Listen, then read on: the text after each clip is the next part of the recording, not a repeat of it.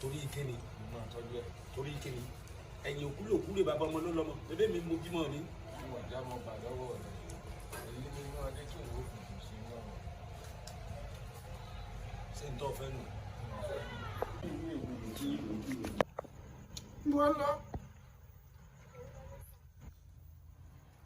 ọmọ ta ni ọ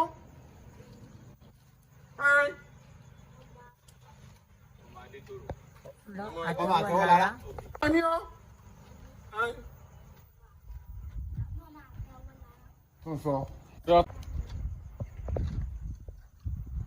ọmọ Adérónkẹ́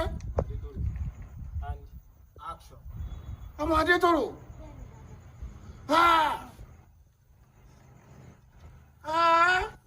kí ni mo ń wọ̀ yìí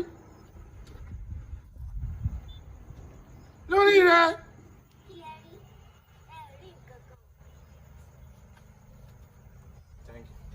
ti bọ́lẹ̀ ń bẹ̀nu adára níjọ ọyá kó ilẹ̀kẹ̀ ń dàrún òdi gbákejì aṣáájú látòní lọ́nu ọ̀fẹ́ kó ẹnjìníà ọyá kó ilẹ̀kẹ̀ ń dàrún òdi gbákejì aṣáájú látòní lọ́nu. ẹnjìníà ta ló tó bẹ́ẹ̀ tí ó kọ́ra aṣáájú ẹ̀wọ̀n mo sọ pé wọn kọ mò ń lò lọ́wọ́ tẹ́lẹ̀.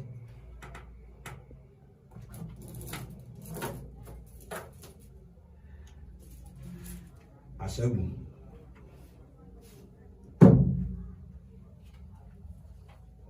Thank you. Orúkọ Jésù Olúwa wa. Bẹ́ẹ̀ ni ìfọ́lójú sínú wákàtí wọn náà gbà wọn náà fẹ́ fọ́lójú.